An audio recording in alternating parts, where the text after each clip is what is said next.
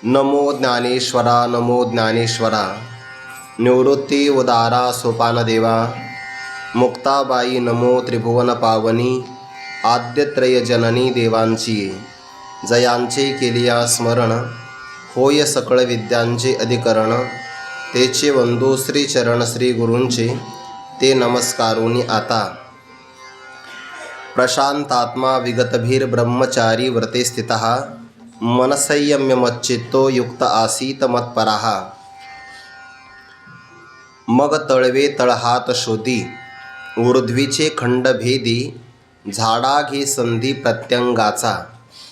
कैवल्य साम्राज्य चक्रवर्ती विश्वमौली ज्ञानोबाराय सकल ब्रह्मनिष्ठ गुरुजनांच्या परमकृपेने श्री भगवती ज्ञानेश्वरीच्या 6व्या अध्यायाचा विचार आपण करत आहोत।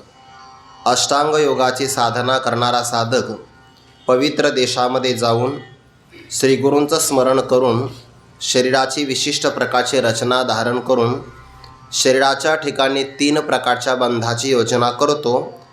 मूळ बंध, जालंधर बंध आणि ओडियाना बंध।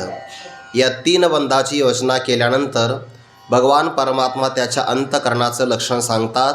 प्रशांत आत्मा, ज्याच्या अंतःकरणामध्ये कोणत्याही विषयाच्या विषयी अनुकूल बुद्धी असल्यामुळे राग नाही आणि प्रतिकूल बुद्धी असल्यामुळे जो द्वेष असतो तोही नाही। कोणत्याही पदार्थाच्या विषयी जर अनुकूल बुद्धी असेल तर मनुष्याला तत्संबंधाने प्रीती अंतःकरणामध्ये निर्माण होते, त्याला राग असं म्हणतात। आणि एखादा विषय जर प्रतिकूल असेल तर तत्संबंधाने अंतःकरणामध्ये द्वेषभाव निर्माण होतो। हे दोनही भाव अंतःकरणाला कलुषित करणारे आहेत। जसं की ज्ञानोबा म्हणतात, एखादी व्यक्ती रस्त्यानेच प्रवास करते आहे आणि प्रवास करता करता 2 प्रकारच्या भावना होतात। पडलेली आहे रज्जू म्हणजे दोरी, त्या दोरीवर एखाद्याला हाराचाही भ्रम होऊ शकतो आणि एखाद्याला सर्पाचाही भ्रम होऊ शकतो। पण भ्रमावर ठरतं की आनंद आहे का दरार आहे। व्याळा का हारा वरपडा झाले या नरा। हर्ष आणि दरारा सरिसाचे ओठी। एखाद्याला सर्पाचा भ्रम झाला तर दरारा निर्माण होतो आणि एखाद्याला असं वाटलं की या ठिकाणी चांगला मण्यांचा हार आहे तर त्याला ते पाहिल्यानंतर हर्ष निर्माण होतो। हर्ष आणि दरारा याला कारण रज्जू नाही, रज्जूवर भासलेले पदार्थसुद्धा नाही, त्या पदार्थाच्या विषयी असणारी अनुकूल किंवा प्रतिकूल बुद्धी आहे। रज्जूवर जर सर्प भासला म्हणजे दोरीवर सर्प दिसला तर सर्वांनाच भीती वाटते असं काही नाही।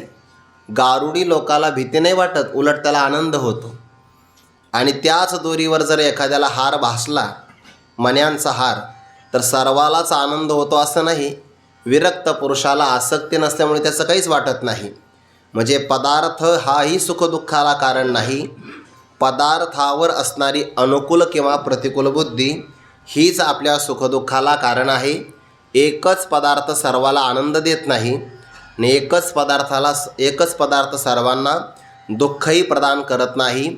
ज्याच्या मनात अनुकूल बुद्धी त्याला आनंद होत असतो आणि ज्याला प्रतिकूल बुद्धी त्याला मात्र द्वेष निर्माण होतो।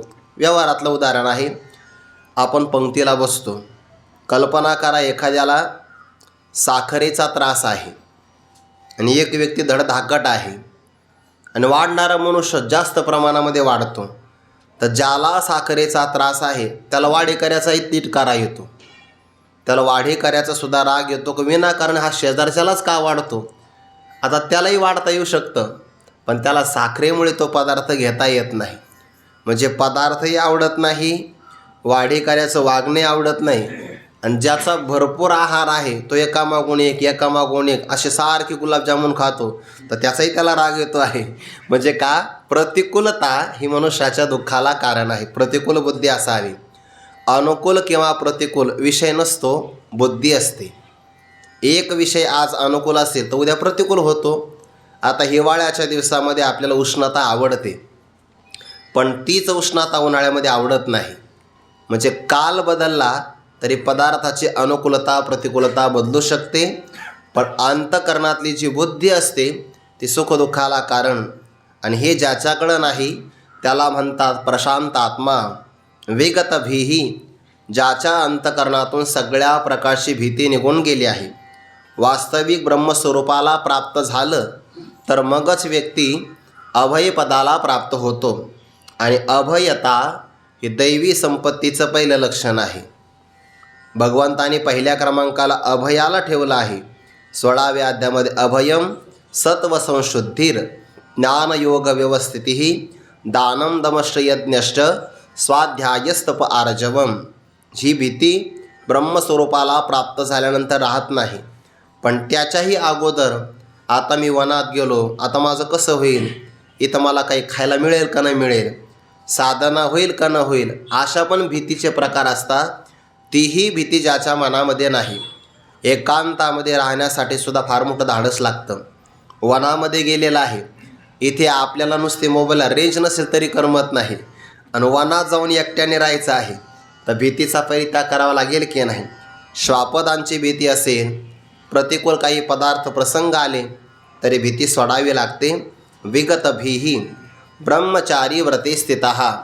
जो ब्रह्मचर्य व्रतामध्ये कायमचा स्थिर झालेला आहे, संकल्प विकल्प करणारं मन, त्याचा संयम करणारा, मला चित्त अर्पण करणारा आणि जगामध्ये सर्वश्रेष्ठ परमात्माच आहे असा समजणारा जो साधक, त्याने या साधनेकरता प्रवृत्त व्हावं. हा विचार श्लोकाचा झाल्यानंतर आता 3 प्रकारचे बंध दिल्यामुळे जो आपान वायू मध्यंतरी गर्जना करतो आणि तो सगळ्या शरीराचं शुद्धीकरण करायला प्रारंभ करतो. लहानपणापासून तर आतापर्यंत शरीराच्या काही दुर्गम भागामध्ये, आतल्या भागामध्ये जे काही अन्न पदार्थाची कुचकी घाण असते ती सगळीच्या सगळी तो आपान वायू बाहेर काढतो. एकीकडे आपान वायूचं कार्य सुरू झालेलं आहे आणि दुसरीकडे वज्रासनाची उष्णता मिळाल्यामुळे जी आपल्या शरीरामध्ये विद्यमान असणारी कुंडलिनी नावाची शक्ती, ती शक्ती जागे होते. ज्ञानोबारे तिचं उदाहरण देतात, केशराच्या पाण्याने नागिनीच्या पिलाने स्नान करावं आणि स्नान करून त्याने वेटोळे घालून शय्येकरता प्रवृत्त व्हावं. तैसी ते कुंडलिनी मोटकी औट वळणी अधोमुख सर्पेने निदेली असे. आणि मग ते दिसते कशी, तर याचाही विचार बऱ्याच प्रकारांनी ज्ञानोबारे करतात की विद्युल्लतीची विडी असावी, वन्नी ज्वाळांची घडी असावी, किंवा शुद्ध सोन्याची घोटून चकचकीत केलेली लगड असावी. तशी ती कुंडलिनी जागी होते. जागी झाल्यानंतर आपलं कौतुकाने अंग मोडते आणि नाभी स्थानापासून सरळ वरती भागाकडे प्रवास करते. आता तिला अनेक दिवसापासून भूक लागलेलीच होती आणि त्यात तिला जागृतीला येण्याचं निमित्त प्राप्त झालं. मग ती शरीरामध्ये काही सुद्धा राहू देत नाही.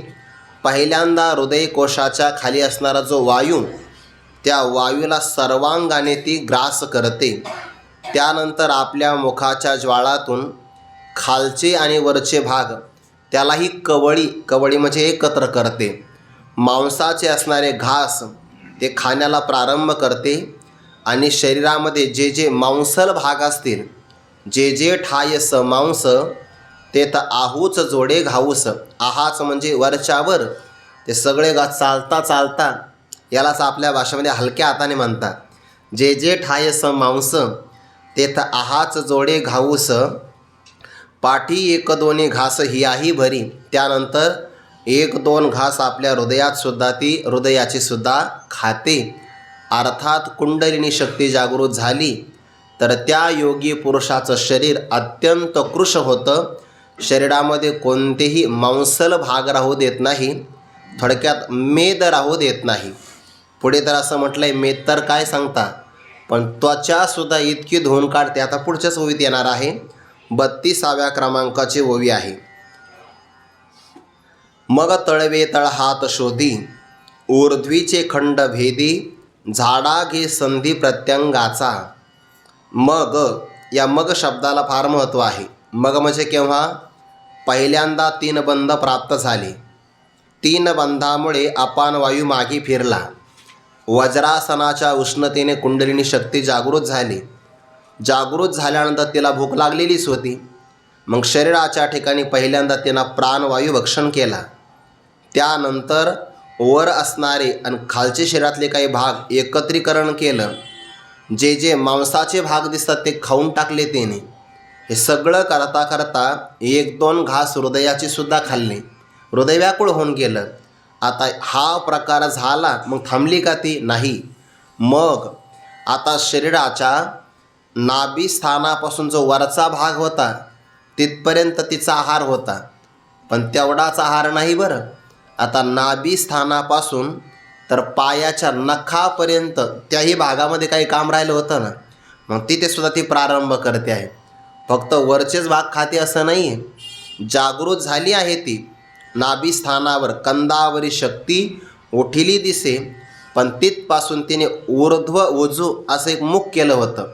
आवेशे पसरे मुख ऊर्ध्व उजू, अगदी सरळ वरच्या भागापर्यंत त्याने आपला आवेशाने मुख पसरलं. पण वरचे भाग खाल्ल्यानंतर आता ते कमरेच्या खाली नखापर्यंत सुद्धा खाण्याकरता प्रवृत्त होते. आणि ते ज्ञानोबाला सांगतात, मग वरचं काम संपलं, ते शक्तीच आहे आता. तळवे तळ हात शोधी. तळवे म्हणजे काय? पायाचे तळवे, कारण पुढे तळ हात आलेले आहे. 2 तळवे आहे ना, 2 प्रकारचे, 2 पायांचे 2 आणि 2 हातांचे 2. पण तळ हात आल्यामुळे 2 हातांचे तळ हात घ्यायचे आणि तळवे शब्दाने पायाचे तळवे घ्यायचे. तर ते पहिल्यांदा तळवे तळ हात शोधी. शोधी म्हणजे शुद्ध करते. जर तुम्ही एखाद्या अजानबाहू संतांना पाहिलं किंवा एखाद्या तपस्वी पुरुषाचं शरीर पाहिलं, तर त्यांचे जे तळवे असतात ना, ते लाल गुलाबाच्या पाकळीप्रमाणे चकचकीत आणि अगदी आपल्याला रक्तवर्णाचे दिसतात. तर त्याचं ते शुद्धीकरण. वास्तविक आपल्या पायाच्या तळव्यामध्ये रक्तपुरवठा कमी असतो, म्हणून थंडीसुद्धा आपल्याला तिथं जास्त लागते, कारण तिथं रक्ताची उष्णता पोहोचत नाही. पण तपस्वी पुरुषाचे तळहात आणि तळपाय रक्तवर्णाचे आपल्याला दिसतात. तळवे तळहात शोधी, कमळाच्या पाकळीप्रमाणे ते दिसू लागतात. शोधी म्हणजे शुद्धीकरण ती करते. ऊर्ध्वीचे खंड भेदी. खंड म्हणजे भाग, शरीराच्या वरती असणारे काही भाग आहे, मांसाचे भाग, त्याचंही ते भेदन करते. आणि एवढंच आहे असं नाही, प्रत्यंगाचा संधी झाडा घे. झाडा घेणे हा वाक्प्रचार आहे. झाडा घेणे म्हणजे शोध करणे, तपास करणे. प्रत्यंगाचा म्हणजे शरीरामध्ये असणारा प्रत्येक अवयव आणि त्या अवयवाची असणारी संधी म्हणजे सांधे, त्या सगळ्या सांध्याचा ती शोध घेते. म्हणजे आपल्या इतके सांधे आहेत आपल्यामध्ये, आपल्या शरीरामध्ये. अगदी एक बोट जर आपण घेतलं त्याला 3 कांडे आहे आणि त्या 3 कांड्याला जोडणारी एक जोडणी आहे, त्याला संधी भाग असं म्हणतात. तर ते ज्याचा वायू प्रकृपत होतो ना, वात बिघडला की सांधे बिघडतात. ज्याचे सांधे दुखतात ना, तर समजून घ्यावं त्याचा वात व्यवस्थित नाही. काहीच्या अंगात वात जास्त असतो, वात प्रकृप, काहीचे कफ बिघडतो, काहीचं पित्त बिघडतं. या प्रत्येकाचे रोग ठरलेले आहेत. जे हृदयरोग जो आहे ना, अटॅक म्हणतो आपण त्याला, हा सुद्धा वायूच्या संबंधातलाच रोग आहे. वात बिघडला की त्याचा पहिला परिणाम आहे. म्हणून मनुष्याचं पोटही शुद्ध राहिलं पाहिजे. सहजगत्या पदार्थ भक्षण करताना सुद्धा हल्लीच्या काळात म्हणतो की नाही, काही स्निग्ध पदार्थ असावे. तर काही भागामध्ये त्याच्यामध्ये पोट साफ होण्याकरता त्याला कार्बोहायड्रेट्स वगैरे असे काही पदार्थ म्हणतात. ते इंग्रजी शब्द आहे ते, पण भाजीपाला असावा थोडक्यामध्ये. कच्चे पदार्थ काही खाल्ले पाहिजे, ज्यामुळे सहज आपलं पोट सुलभगत्या स्वच्छ राहील. चिकट पदार्थ फार जास्त खाऊ नये. चिकट पदार्थ कोणते असतात? मग मैदा हे चिकट पदार्थ आहे. जास्त तळीव पदार्थ. ज्वारी चांगली आहे, ते हातालाच बाहेर चिकटत नाही. गव्हाचं पीठ मात्र चिकटतं. म्हणून ते गव्हाची चपाती खात असताना त्याला तूप लावून खाल्लं पाहिजे. ऐकून ठेवा फक्त कारण मग शरीरामध्ये ते राहिले नाही पाहिजे. गुरुवारी मारुती बाबा सांगतात, उत्तरेमध्ये जर आपण गेलो तर फुलके असतात खायला. तर तुम्ही कोणत्याही आश्रमामध्ये जाऊन बघा, तळ हाता एवढाच फुलका असतो, पण तो अगोदर चांगला भाजतात आणि भाजल्यानंतर जेव्हा ताटात वाढतात तेव्हा त्याच्यावर तूप लावतात. ते तूप लावल्याशिवाय खाऊ नये फुलका. ऐकून ठेवा फक्त आपल्याला. आता तिकडचे साधू लोक फुलके खातात, यात नवल काय तूप लावून. तिकडचं कुत्रंसुद्धा तूप लावल्याशिवाय फुलकं खात नाही. बाबांचे शब्द आहे ते. नुसतं तूप लावून खात नाही, असं त्याच्या पाठीहून कुरवाळवं लागतं त्याला. मग त्याचं काही मोत्या वगैरे असं काही नाव, मोती हे आपल्याकडे, तिकडं मोती नाही. तिकडं काय तर टॉमी वगैरे असं नाव राहत असेल, त्याच्या पाठीहून अंग फिरवायचं. ते तुपाचे पदार्थ स्निग्धता जर असेल तर ते आतड्यामधून पदार्थाचा प्रवास सहजगत्या सुलभ होतो. हे संधी भाग असतात ना, प्रत्येक अवयवाचे संधी भाग ठरलेला आहे आणि ती जोडणी देवाने केलेली बघा. बरोबर आपले बोटे असे वागतात, मनगटही फिरतं, त्याच्यानंतर दंडातून सुद्धा हात फिरतो, खांद्यातूनही फिरतो. जर भगवंताने ही फिरण्याची व्यवस्था केली नसते तर आपल्याला जेवता आलं असतं का? कल्पना करा, सरळच आपला हात राहिला असता तर स्वतः जेवता नसता आला आपल्याला. मग युती करावी लागली असते आपल्याला. म्हणजे समोर एक व्यक्ती घ्यायचा आपला मित्र, कारण सरळ हात आहे ना, मग आपल्या हाताने त्याला भरवायचं आणि त्याच्या हाताने आपण जेवायचं. एकमेका देऊ मुखी सुखे घालू उंबरी, असा तो प्रकार झाला असता. पण देवाची कृपा आहे, त्याने बरोबर सगळीकडे संधी भाग करून ठेवले बघा. किती ठिकाणी आपलं शरीर वागतं हे व्यायाम केल्यानंतर कळतं, असं नाही कळत. किती ठिकाणी वाकू शकतं शरीर लवचिक असलं पाहिजे. थोडा विस्तार केला. झाडा घे संधी प्रत्यंगाचा, प्रत्येक अंगाचा संधी भाग त्याचा ते कुंडलिनी शक्ती शोध घेते. कशासाठी? इथे आपल्याला काही खायला मिळेल का, इथे आपल्याला काही मिळेल का, असं करून ती कुंडलिनी शक्ती प्रत्येक अवयवाच्या संधी भागाचा शोध घेते. पुढे जागा नाही सोडत बरं, पण अधोभाग तरी न सांडी, परी नखीचीही सत्व काढी, त्वचा धुवनी जडी पांजरेसी. अधोभाग तिची जी बैठक आहे त्या भागाचा परित्याग तर नाही करत. काही लोक जागा नाही सोडत बघा आपली, पण जागेहून काम करतात. तशीच ती कुंडलिनी शक्ती आहे. अधोभाग तरी न सांडी, परंतु नखीची हे सत्व काढी. जे पायाची नख आहेत तिथपर्यंत असणारा काही सत्व भाग, योग्य भाग असेल त्याही भागाला ती खाऊन टाकते. म्हणजे नखसुद्धा ती सोडत नाही. नखाच्याही पाठीमागे काही मांस असतंच ना, तिथपर्यंत ती शोधन करते. नखीची ही सत्व काढी. सत्व म्हणजे सार भाग, तिथला सुद्धा काही ना काही सार भाग जो तिला खाण्याकरता योग्य असेल ती सगळा ती खाऊन टाकते. मात्र आता काय, योगी पुरुषाचा फक्त सापळा राहतो आणि त्या सापळ्याच्या वरती त्याची त्वचा फक्त चिकटलेली राहते, चिकटलेली. काही काही पदार्थ, समजा तुम्ही आता उदाहरण घ्या, बोर असतं ना, बोर, ते बोर आपण खाल्लं, जर ते पिकलेलं असेल तर त्याच्यामध्ये काही सत्व भाग असतो आणि ते जर आपण सुकवलं तर त्याचं वरची जी साल आहे ना ती बरोबर त्या आठवळीच्या बरोबर अशी जडून राहते.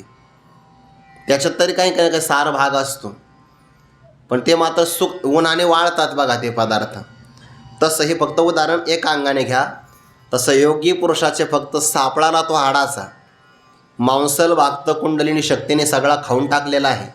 वरची असणारी जी त्वचा आहे ते बरोबर त्या हाडाला फक्त चिकटते. त्वचा धुवणी, सगळी त्वचा तिच्यातला मांस भाग धुवून टाकते आणि फक्त जडून ठेवते. कशासोबत? पांजरेशी. पांजर म्हणजे हाडांचा सापळा.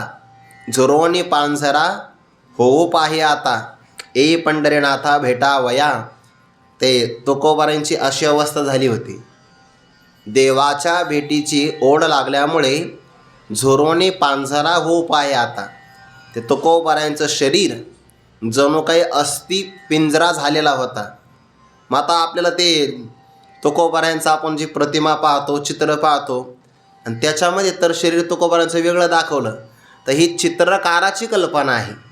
कारण त्याला हल्लीच्या काळात महाराज तसे दिसतात ना, पण त्याने तशी कल्पना केली की जसे हे महाराज आहे तसे तुकोबारायसुद्धा तसेच असतील, पण तसं नाही आहे.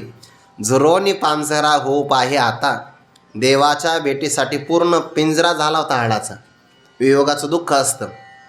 तशी ही कुंडलिनी शक्ती हाडाचा असणारा सापळा, आणि त्या सापळ्याच्या वरती फक्त ज्याला लॅमिनेशन करतो की नाही आपण एखाद्या कागदाचं, तर त्याला कसा पातळ पापुत्रा असतो बस तशी त्वचा राहते त्या पुरुषाची. हे लॅमिनेशनचं आताचं उदाहरण दिलं आहे लक्षात येण्यासाठी. जास्त घट्ट नसतं ते, उगं पातळ प्लास्टिकचं कापड लावलेलं असतं तसं.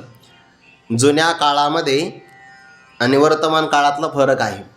सध्याच्या काळामध्ये आपला प्राण अन्नमय आहे. जोपर्यंत अन्न मिळतं तोपर्यंत आपला प्राण पुष्ट असतो. एखाद्या दिवशी कडक उपवास केला आपण, अन्न नाही मिळालं तर प्राण व्याकुळ होतो. प्राचीन काळात तसं नसायचं. जोपर्यंत अस्थी म्हणजे हाड आहेत तोपर्यंत त्या अस्थीमध्ये प्राण राहायचा. म्हणून त्या नारदांच्या अनुग्रहाने जेव्हा वाल्मिक ऋषींनी तपश्चर्या केली तर त्या शरीराच्या भोवती वारूळ तयार झालं. वारुळात मुंग्या राहतात आणि मुंग्या मांस खात असतात, राहू देत नाही. मग राहिलं काय होतं? फक्त अस्थी. पण त्या अस्थीमध्ये पण प्राण होता. आणि मग ब्रह्मदेव प्रगट झाले आणि ते आपल्या कमंडलूत दिव्य जल त्याच्या अंगावर सिंचन केल्याबरोबर, प्रोक्षण केल्याबरोबर पुन्हा नूतन कांती प्राप्त झाली. कारण ब्रह्मदेव सर्जन करता आहे, सृष्टी निर्माण करतो की नाही, पण त्याला काही पण निर्माण करता येऊ शकतं. तर त्या प्राचीन काळामध्ये जोपर्यंत हाड जिवंत आहे, हाडं अस्थी म्हणतात, तोपर्यंत ते जिवंत राहू शकत होते. म्हणजे अस्थिमय प्राण होता. आता अन्नमय प्राण आहे. अन्न असेल तर प्राण सशक्त राहतो. पण कुंडलिनी शक्ती मात्र त्याला जागृत ठेवते. पण त्वचा धुनी जडी पांजरेशी. आता त्वचा आहे, पुढे काय काय आहे? अस्थीचे नळे निरपे, शिरांचे हिर ओरपे, तव बाहेरी विरूढी करपे, रोम बीजांची. ते पिकाला जर पाणी दिलं योग्य प्रमाणात तर पिकं वाढतात. आणि पाणी कमी पडलं तर काय होतं? ते करपतात. पिकं करपतात की नाही? तसं आपल्या त्वचेवर सुद्धा पीक आहे. कोणतं? रोमबीज. रोमांचं म्हणजे केसांचं पीक आहे. आणि त्याला जर काही नाही मिळालं तर ते करपतं, असं ज्ञानोबा पुढे म्हणतात. अस्थी, अस्थी म्हणजे हाडं. आपल्या अंगात काही लहान आकाराचे हाडं आहेत, काही मोठ्या आकाराचे आहे. तर त्या हाडांच्या आतमध्ये सुद्धा काही द्रव पदार्थ आहे, हाडांच्या आतमध्ये सुद्धा. तर ते हाडाला ज्ञानोबा म्हणतात अस्थीचे नळे. त्याच्या असणाऱ्या ज्या नळ्या आहेत आतमध्ये पोकळ भाग, आणि त्याला सुद्धा निरपे, ते ओरपून काढते. अस्थीचे नळे निरपे. रक्त पुरवठा करणाऱ्या शिरा आहेत, रक्तवाहिन्या आहेत. तर त्या शिरांचे हिर, हिर म्हणजे जाळी किंवा शिरांचे हिर म्हणजे त्यातले सुद्धा काही आत भाग आहे. ओरपे, ती ओरपून काढते. ओरपते म्हणजे एखादा जर पातळ पदार्थ जर असेल, शेवग्याच्या शेंगा असतात बघा, ते शेवग्याच्या शेंगा खाताना कशा खायच्या असतात? त्याचे 3 भाग होतात. बी बाजूला काढले की त्याचा मांसल भाग जसा आपण असं ओठाने गिळतो का नाही, 2 दाताच्या भागात ओढून टाकतो, जसं ते ओढलं जातं. किंवा कधी कधी गावाकडे त्या मुगाच्या शेंगा खायला जातात बघा. तर त्याचं एक टोक धरायचं आणि बरोबर ओढायचं. ओढतात की नाही? किंवा पातळ पदार्थ ओढतात. किंवा ओरपणे म्हणजे काय? समजा बुवा एखादं ताक आणलं आपण किंवा नारळाचं पाणी आणलं आणि त्याच्यामध्ये आपण नळी टाकतो, जसं त्याला आपण ओढतो की नाही, ओरपतो, तशी ती कुंडलिनी शक्ती ज्या काही रक्तवाहिन्या शरीरातल्या शिरांच्या जाळी आहेत ना, त्या सगळ्याला ती ओरपे. शिरांचे हिर, हिर म्हणजे जाळ्या. शरीरामध्ये खूप मोठ्या जाळ्या झालेल्या आहेत. त्या आपल्याला अशा नाही कळत बाहेरून. त्या सगळ्यांची गाठ आहे नाभीमध्ये. आणि त्या नाभीमध्ये सगळ्यांची एकच गाठ दिली बरं.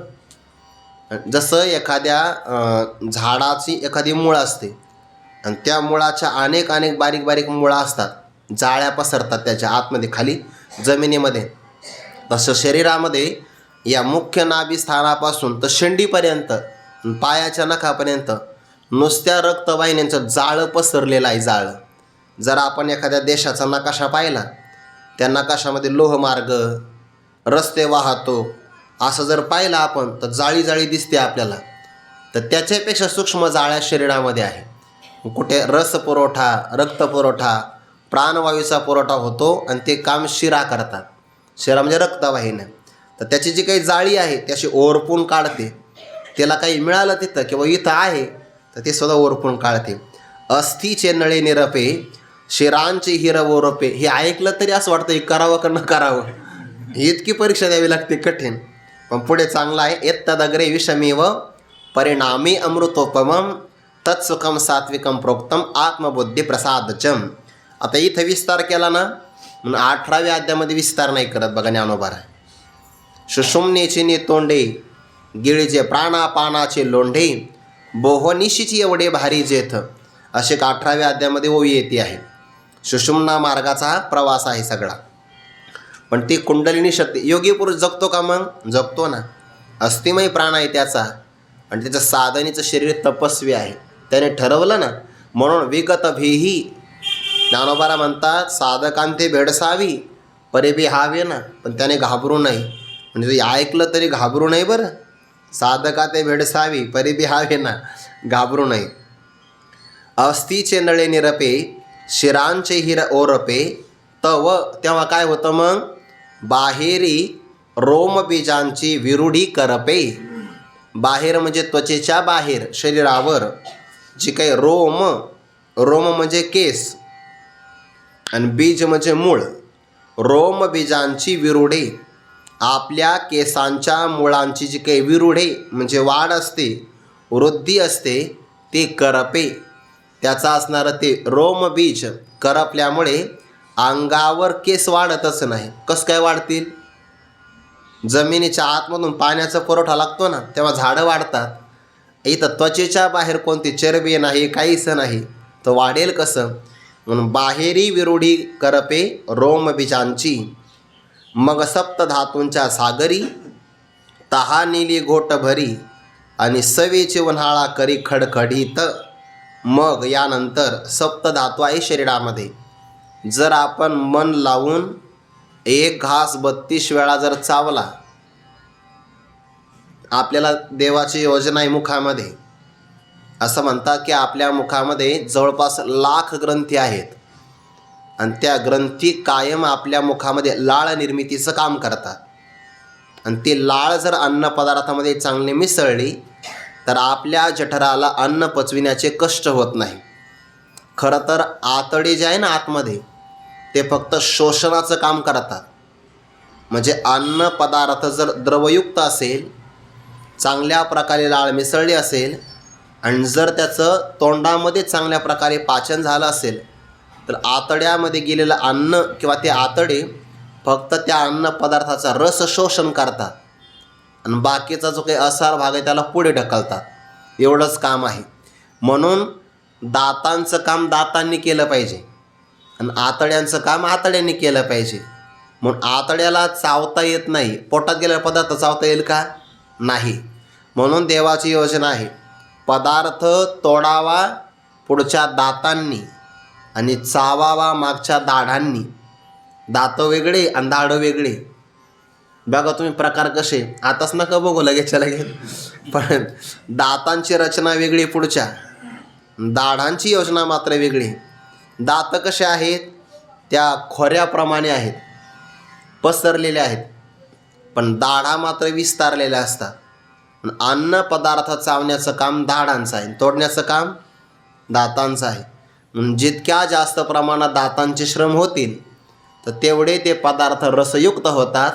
म्हणून जास्त श्रम कुठं घेतले पाहिजे? तोंडात. म्हणजे ते पदार्थ सहजगत्या पचू शकतात. असं चांगलं जर अन्न आपल्याला पचलं तर 5 दिवसांनी त्या अन्नाचा रस तयार होतो. पहिला धातू आहे. पहिला औषध घेण्याचा सुद्धा काळ जो आहे ना, तो सकाळचा आहे. त्याला रसायन काळ असं म्हणतात. कारण रस नावाचा धातू जर पुष्ट झाला तर बाकी शरीराचे सगळे धातू पुष्ट होतात. पहिल्यांदा काय पुष्ट झालं पाहिजे? रस नावाचा धातू. आज चांगलं अन्न जर आपल्याला पचलं, चांगलं मन लावून जेवलेलं, तर त्याचा 5 दिवसांनी रस होतो. म्हणजे 1 किलो अन्न खाल्लं की 1 किलो रस नाही तयार होत. 1 किलो जर अन्न मन लावून खाल्लं तर फार झालं तर 250 ते 300 ग्राम अन्नाचा 250-300 ग्राम रस तयार होऊ शकतो. जेवढा रस तयार झाला तेवढं रक्त नाही तयार होत. त्या रसाचं सुद्धा 5 दिवसांनी रक्तात रूपांतर होतं. मग आता 250 ग्रॅम जर रस असेल तर त्याच्यातून 50 ग्रॅमचं त्याचं रक्त तयार होत असेल, आणि त्या रक्तापासून पुढे मग अस्थी, मेद, मज्जा, मांस असं 7 धातूमध्ये त्याचं रूपांतर होतं. आणि सप्त धातू जर रक्षित झाला तर त्या शरीरामध्ये ओज तयार होतं. हे सगळे आवश्यक आहे. सप्त धातू बिघडला की आरोग्य बिघडतं. वात पित्त आणि कफ हे सुद्धा समान प्रमाणात राहिले पाहिजे आणि सप्त धातूंचं सुद्धा पुष्टीकरण झालं पाहिजे. जर या सगळ्याचा प्रारंभ कुठून होतो? प्रारंभ होतो जेवणापासून. म्हणून जेवणाला एवढं महत्त्व आपल्याकडे दिलं आहे. जेवण आणि यज्ञ याला समान म्हटलं आहे. उदर भरण नोहे जाणीजे यज्ञ करम. जसं यज्ञामध्ये सुद्धा तूप लावून आहुती द्यावी लागते. तुपाशिवाय आहुती देता येत नाही. जे हवीर द्रव्य पदार्थ असतात ना ते पहिल्यांदा तुपात कालावे लागतात आणि मग जसे तूप लावून ते अग्नीमध्ये टाकायचे असतात तसं जेवताना सुद्धा तूप लावून पदार्थ आतल्या वैश्वानर नावाच्या अग्नीमध्ये समर्पित करावा लागतो. फक्त प्रकार असा आहे की बाहेरच्या यज्ञामध्ये पदार्थ हवन द्रव्य समर्पित करावे लागतात आणि हा जो यज्ञ आहे हा यज्ञ मात्र आतमध्ये समर्पित करायचा असतो. जसं यज्ञाला महत्त्व आहे तेवढं जेवणाला महत्त्व आहे. यज्ञ किती वेळा करायचा? एक वेळा केला तर फार चांगलं. जास्तीत जास्त 2 वेळा. कोणता यज्ञ? बाहेरचा यज्ञ 2. म्हणजे मग आतल्याला काही सीमा आहे का आपली? अजिबात नाही. आग्रह केला की लगेच माणसं यज्ञ सुरू करतात असं नाही आहे. तो सुद्धा यज्ञ सीमित असला पाहिजे. कशा करता हे उदाहरण सांगितलं? जसं त्या यज्ञाला महत्त्व. यज्ञ उदर भरण नोहे जाणीचे यज्ञ कर्म. म्हणून सप्त धातू पुष्ट झाले की आरोग्य चांगलं राहतं. पण एखादी व्यक्ती जर आग्रहाने उपवास करत असेल तर शरीराचे कार्य तर घडतच राहतात आणि मग त्या प्राणाला ताकद लागते ना. प्राणाला बळ कुठून मिळतं? अन्नातून. जर आपण प्राणाला अन्न पदार्थ दिले नाही आणि त्याला तर ताकदीची आवश्यकता आहे मग तो प्राण करतो काय? जर त्याला अन्नातून काही बळ मिळालं नाही तर मग तो प्राण सप्त धातूंचं शोषण करतो. म्हणून पहिल्यांदा उपवास जास्त घडला तर प्राण व्याकुळ का होतो आणि व्याकुळ झाल्यानंतर चक्कर काय येते मनुष्याला? त्याचं कारणच आहे की प्राण सप्त धातूला धक्का देतो आणि सप्त धातू त्याने खायला प्रारंभ केला की मग दुर्बलता येते. योग्य प्रमाणातच आहार पाहिजे ज्याच्यामुळे प्राणही पुष्ट होईल आणि प्राणाला अशक्तपणा येणार नाही. सगळ्यात बलवान कोण आहे शरीरामध्ये? प्राण. ते सगळ्या जणांचे भांडणं झाले. शरीरातल्या इंद्रियांचे भांडणं झाले. ब्रह्मदेवाकडे गेले. म्हणे प्रभू आमच्यामध्ये सर्वश्रेष्ठ कोण आहे? ब्रह्मदेव म्हणे तुमचा निर्णय लावायला माझ्याकडे वेळ नाही. माझ्याकडे अगोदरच वेळ कमी असतो आणि त्याच्यामध्ये सुद्धा मला सगळ्या लोकांचं कर्म पाहून त्यांना शरीराचे आकार तयार करावे लागतात. तुम्ही एक काम करा, तुमच्यामध्ये कोण श्रेष्ठ हे पाहायचं असेल तर तुम्ही एका शरीरामध्ये जा आणि ज्याच्या जाण्याने 1 महिना बाहेर जायचं सगळ्यांनी. ज्याच्या जाण्याने शरीर पडेल तर तुमच्यामध्ये श्रेष्ठ, त्याला महत्त्व आहे. मग सगळ्या इंद्रियांनी एका शरीराचा अंगीकार केला. पहिल्यांदा डोळ्याने राजीनामा दिला. डोळे गेले म्हणजे काय झालं? आंधळा. तर आंधळासुद्धा मनुष्य जगतोच ना. म्हणजे डोळ्याच्या जाण्याने शरीरावर काहीच परिणाम नाही झाला. नंतर कान गेला, बहिरे माणसं राहतात. हात गेले, पाय गेले तरी आंधळे पांगळे राहतातच सगळे. सर्वात शेवटी प्राण जायचा प्रारंभ करू लागला. प्राणाने फक्त नुसतं 1 पाऊल बाहेर टाकला शरीराच्या, सगळे इंद्रिय व्याकुळ होऊ लागले. मग त्यांनी मान्य केलं की आपल्यामध्ये सर्वश्रेष्ठ कोण आहे? प्राण सर्वश्रेष्ठ आहे. म्हणून प्राणाची सुद्धा उपासना केली जाते. अशा उपासना उपनिषदामध्ये आहे. विस्तार का केला? जर प्राणाला शक्ती मिळाली तर तो पुष्ट असतो, नाही तर मग सप्त धातूचं शोषण करतो.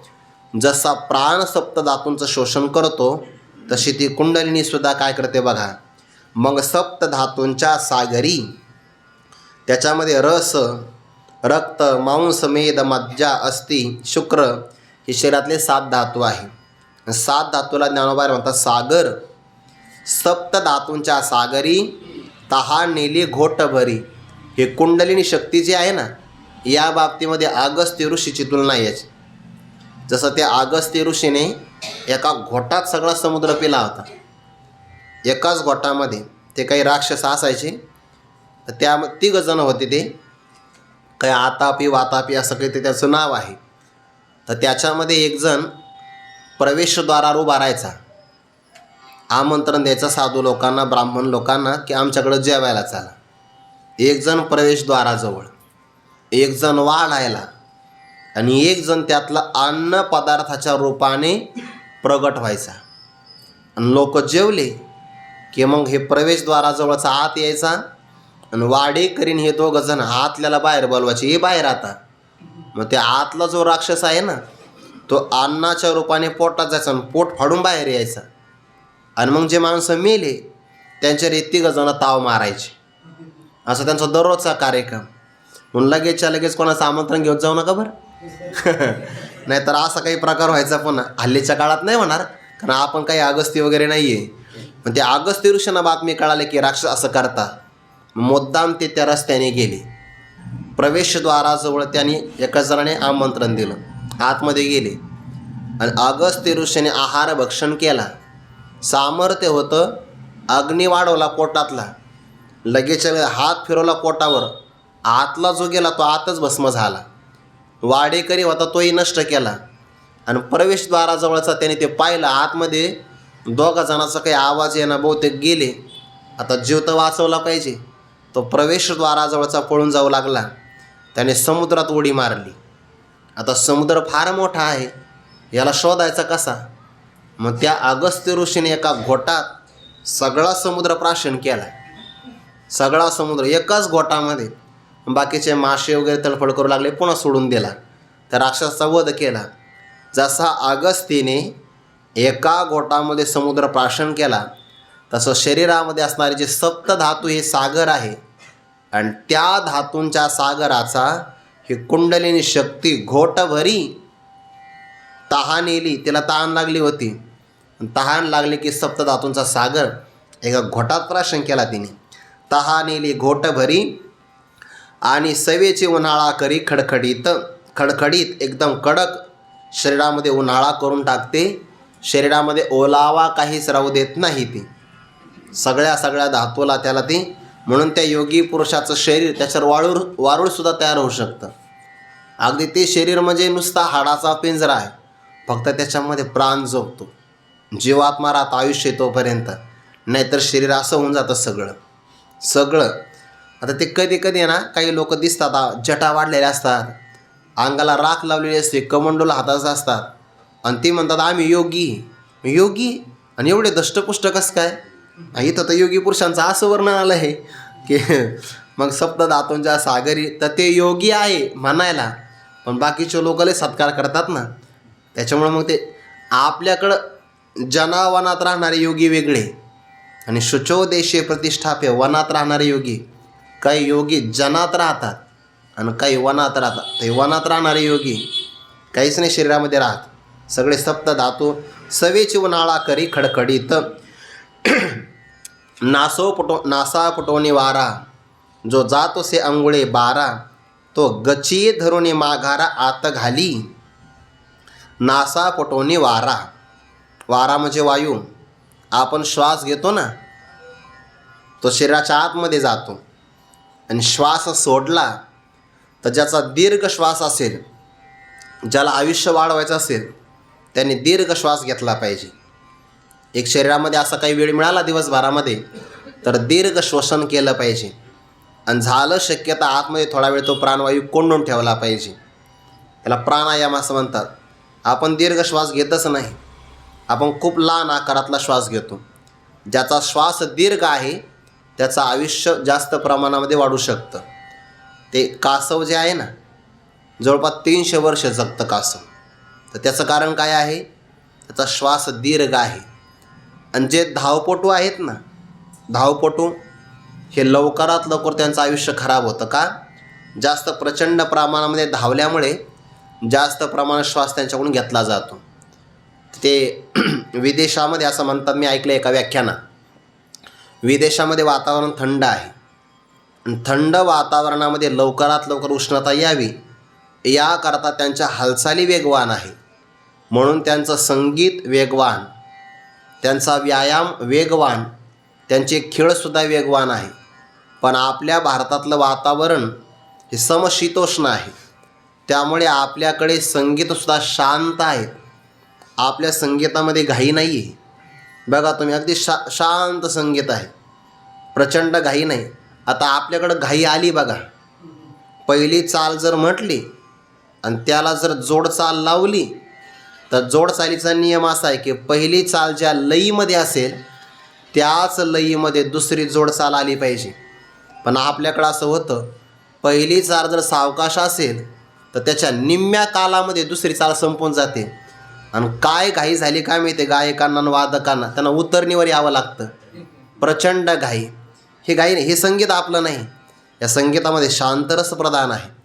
म्हणून आपल्या भारताचं संगीतही शांत आहे, नृत्यसुद्धा शांत आहे. भरतनाट्यम शांत नृत्य आहे बघा त्याच्यामध्ये. आणि व्यायामसुद्धा शांत आहे, सूर्यनमस्काराचा, प्राणायामाचा. शांत का? वातावरण तसं आहे. विदेशातलं मात्र हे घाईचं आहे. म्हणून जास्त प्रमाणात धावणं, सहज सांगतोय, हा व्यायाम आपला नाही आहे. जेव्हा धावणं बंद करता का, सूर्यनमस्कार करा. त्यापेक्षा जास्त प्रमाणात धावणं हे सुद्धा थकविणारं आहे.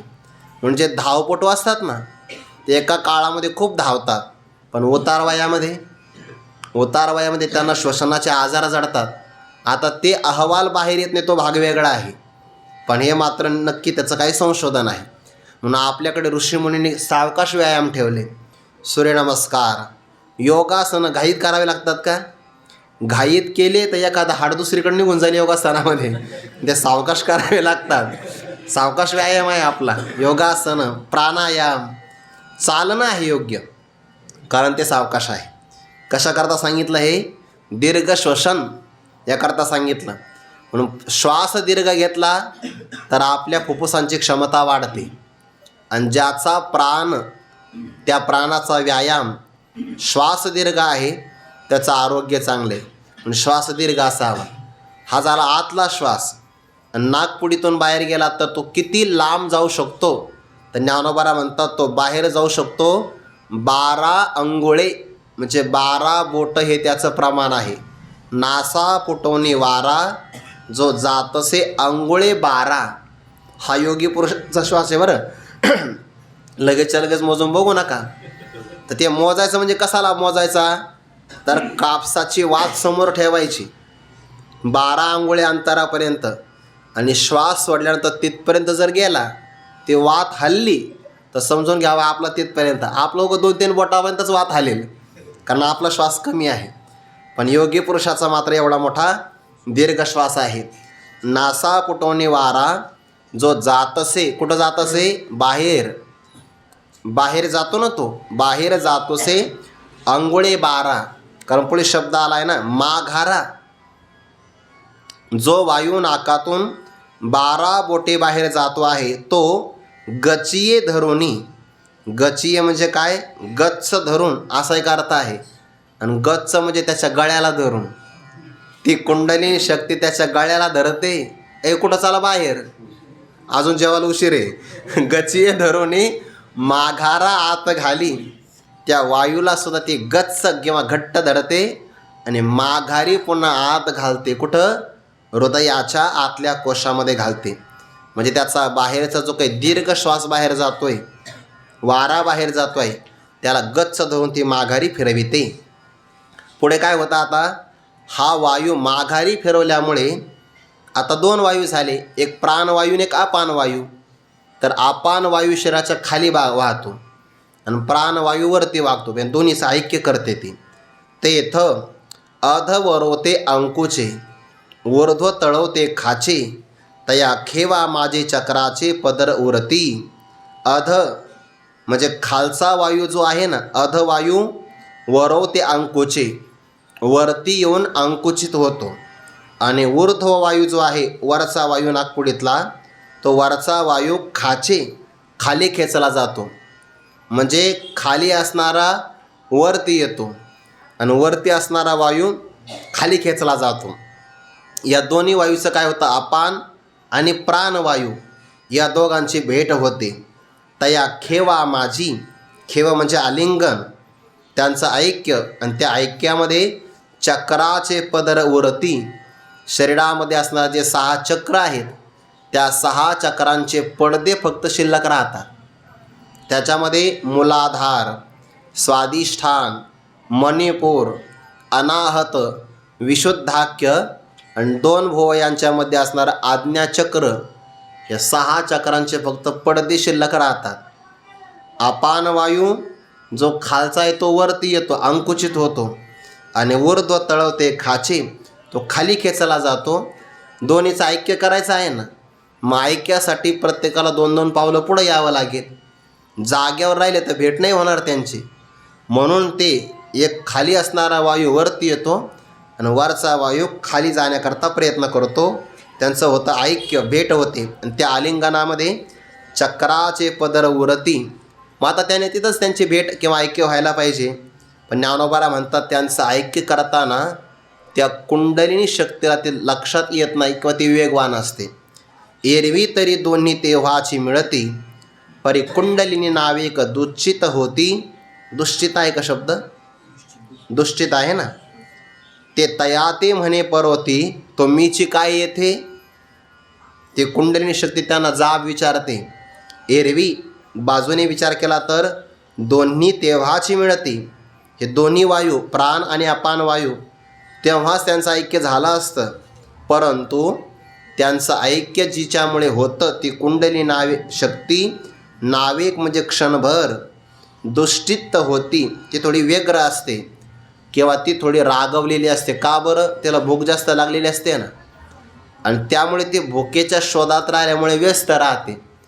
जे व्यस्त राहते ना त्यांना बाकीच्या गोष्टी आठवत नाही. बघा, एखाद्याचा फोन जर व्यस्त असेल ना तर आपण किती फोन लावा ते उचलत नाही. का? व्यग्र असते ते, व्यग्र. तशी कुंडलिनी शक्ती या प्राण अपानाचा तिच्यामध्ये संयोग झाला असता, पण कुंडलिनी शक्ती नाविक क्षणभर दुष्टित होती. उलट ते शक्ती तया ते म्हणे तुम्हीची काय येथे परोती. तुम्हीची काय, जे प्राण अपानाला ते विचारते, तुमचं इथं काय काम, तुम्हीची काय येथे, तुम्ही इथं आला कशा करता. परोती पलीकडे सारा, मागे सारा अशी ती म्हणते आहे त्यांना. त्याच्यामुळे त्या दोघांचं ऐक्य राहतं. ऐक्य त्यांचं होत नाही त्या काळामध्ये. ऐके पार्थिव धातू आघवी, आरोगिता काही नुरवी, आणि आपाते तव ठेवी पुसवून या. ऐसी दोन्ही भूते खाये, ते वेळी संपूर्ण धाये. मग सौम्य होणे राहे सुषुम्ने पाशी. आपल्या देहामध्ये 3.5 लाख नाड्या आहेत. त्याच्यामध्ये मुख्य 14 आहेत आणि 14मध्ये सुद्धा मुख्य 3 आहेत. इडा, पिंगळा आणि सुषुम्ना नावाच्या नाड्या आहेत. तर ती सुषुम्ना नावाची जी नाडी आहे ना ती परमपदाला प्रदान करणारी नाडी आहे, आणि बाकीच्या सगळ्या नाड्या तिच्या आश्रयाने राहतात. मग आता ती आहे कुठं, तर त्या प्रत्येकाचे ठिकाणं सांगितलेलं आहे. इडा डावी नाकपुडी, पिंगला उजवी नाकपुडी, आणि सुषुम्ना नावाची जी नाडी आहे ना ती आपल्या पाठीच्या कण्यात आहे.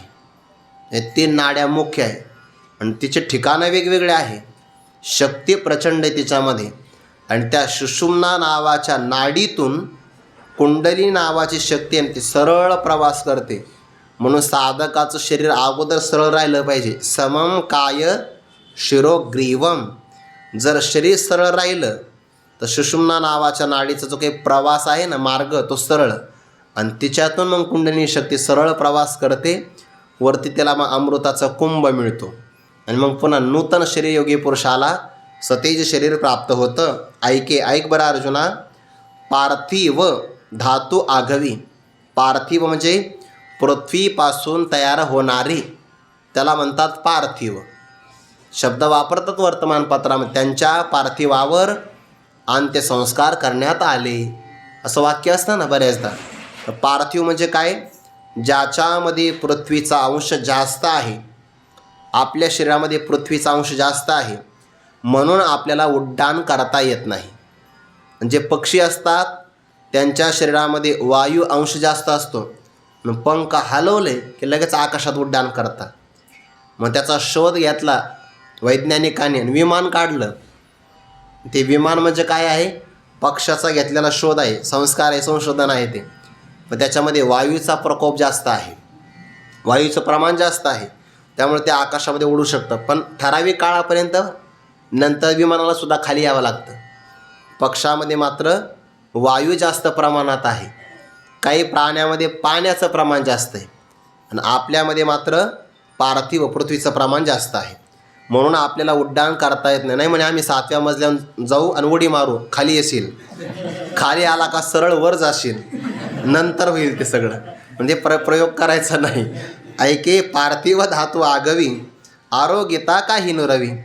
पार्थिव असणारे सगळेच्या सगळे धातू आरोग्यता खात असताना काही नुरवी, काहीच ठेवत नाही. पृथ्वीचे सगळे धातू खाऊन टाकते.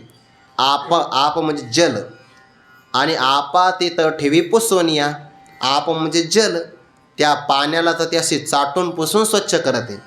आपा ते तर ठेवी पुसवनिया, पुसवून काढते सगळी. ऐसी दोन्ही भूते खाई, असे पृथ्वी आणि आप म्हणजे जल या दोन्ही भूतांना ती कुंडलिनी शक्ती खाऊन टाकते आणि मग ढेकर देते. मग तेव्हा तिचं मन भरतं. ते वेळी संपूर्ण धाई, त्या काळामध्ये ती संपूर्ण तृप्त होते आणि मनुष्य तृप्त झाला की मग थोडा शांत होतो. हा स्वभाव आहे मानवाचा. भूक लागली की मनुष्य रागवतो बघा, कोपायमान होतो. आणि जर एकदा त्याचं मग पोट भरलं की मग लगेच काय म्हणले तुम्ही, काही नाही, शांत बस, असंच म्हणलो आम्ही, आता दुसरं काय म्हणणार आहे. मग सौम्य होणे राहे सुषुम्नेपाशी, जे सुषुम्ना नावाची नाडी आहे त्याच्याजवळ मग शांत तृप्त होऊन ही कुंडलिनी शक्ती राहते. मग शांत झाल्यानंतर पुढं काय होतं तर ते आता शांत मनाने उद्या ऐकावं लागेल. त्याचा विचार आपण उद्या करू. पुंडलिक वरदारी विठ्ठल श्री ज्ञानदेव तुकाराम माऊली ज्ञानेश्वर महाराज की जय. जगद्गुरु तुकाराम महाराज की जय. सद्गुरु जोग महाराज की जय.